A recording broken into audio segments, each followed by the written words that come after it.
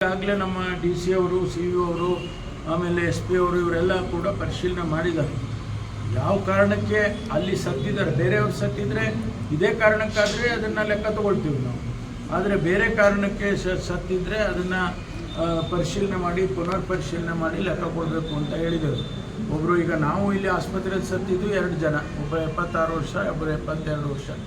ಆದರೆ ಅಲ್ಲಿ ಸತ್ತಿದ್ದಾರೆ, ಇನ್ನೂ 4 ಜನ ಅಲ್ಲಿ ಸತ್ತಿದ್ದಾರೆ ಅಂತ ಹೇಳ್ತಾರೆ. ಒಂದು ಮಗು ಸತ್ತಿದೆ ಮತ್ತು ಇನ್ನೂ 4 ಜನ ಸತ್ತಿದ್ದಾರೆ. ಅದನ್ನು ಪರಿಶೀಲನೆ ಮಾಡ್ತೇವೆ.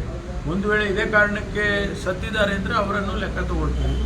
ಈಗಾಗಲೇ ಅದಕ್ಕೆ ಬೇಕಾದಂಥ ಕ್ರಮ ಎಲ್ಲ ಮಾಡಿದ್ದಾರೆ. DC ಅವರು, CO ಅವರೆಲ್ಲ ಹೋಗಿ ಆ PDOವನ್ನು ಸಸ್ಪೆಂಡ್ ಮಾಡಿದ್ದಾರೆ. ಮತ್ತು ಅಲ್ಲಿ ಗ್ರಾಮ ಪಂಚಾಯತಿನಲ್ಲಿರ್ತಕ್ಕಂಥ ಅಧಿಕಾರಿಗಳನ್ನು ಕೂಡ ಅವರು ಸಸ್ಪೆಂಡ್ ಮಾಡಿದ್ದಾರೆ. ಮೂಲತಃ ಏನಾಯಿತು ಅನ್ನೋದನ್ನು ಈಗ ಸ್ಯಾಂಪಲ್ಸ್ ಎಲ್ಲ ತೊಗೊಂಡು ಸ್ಯಾಂಪಲ್ಸ್ ಚೆಕ್ ಮಾಡಿ ಅದಕ್ಕೆ ಒಂದು ಅಭಿಪ್ರಾಯಕ್ಕೆ ಬರ್ತೇವೆ. ಯಾಕೆಂದರೆ ಕೆಲವರು ಹೇಳ್ತಾರೆ ಈ ನೀರಿನಿಂದ ಆಯಿತು ಅಂತ, ಕೆಲವರು ಹೇಳ್ತಾರೆ ಇಲ್ಲ ನಾವು ತಂಬಿಟ್ಟು ಮಾಡಿದ್ದೋ, ಬೆಟ್ಟದ ಮೇಲಿಂದ ನಾವು ನೀರು ತೊಗೊಂಡ್ಬಂದಿದ್ದು, ಅದು ಪವಿತ್ರವಾದ ನೀರು ಬೆಟ್ಟದ ಮೇಲಿಂದ ಅಂಥೇಳಿ ಆ ನೀರು ತಂದು ತಂಬಿಟ್ಟು ಮಾಡಿದ್ದು ಅಂತ. ಅದು ಪರಿಶೀಲನೆ ಮಾಡಬೇಕು. ಮಾಡಿದ ಮೇಲೆ ಅಂತಿಮವಾಗಿ ಗೊತ್ತಾಗುತ್ತೆ.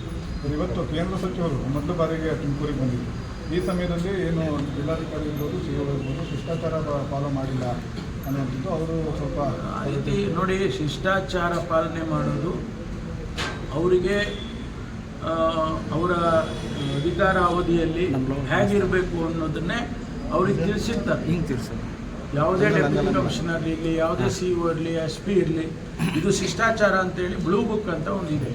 ಆ ಬ್ಲೂ ಬುಕ್ ಪ್ರಕಾರ ಅವ್ರು ಕೆಲಸ ಮಾಡ್ತಾರೆ. ನನ್ನನ್ನು ಮೆಚ್ಚೋಕ್ಕೆ, ನಿಮ್ಮನ್ನು ಮೆಚ್ಚೋಕ್ಕೆ ಮಾಡೋದಿಲ್ಲ ಅವರು.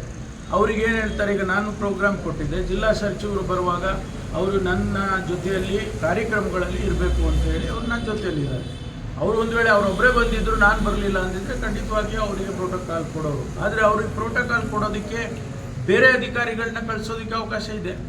DC ಅವರು AC ಅವ್ರನ್ನ ಕಳಿಸ್ತಾರೆ, AC ಇಲ್ಲ ಅಂದರೆ ತಹಶೀಲ್ದಾರ್ನ ಕಳಿಸ್ತಾರೆ. ಎಷ್ಟೋ ಸಾರಿ ನಾನು ಬಂದಾಗ ಕೂಡ DC ಬರೋದಿಲ್ಲ, CEO ಬರೋದಿಲ್ಲ. ಅದಕ್ಕೆ ನಾನು ಅದನ್ನ ತಪ್ಪು ತಿಳ್ಕೊಳ್ಳೋದಕ್ಕಾಗಲ್ಲ. ಅವ್ರ ಕೆಲಸದ ಒತ್ತಡದಲ್ಲಿ ಹಾಗಾಗಿರುತ್ತೆ. ಅಂಥದ್ದೇನಾದರೂ ಇದ್ದರೆ ಸರಿ ಮಾಡ್ಕೊಳ್ಳೋದು.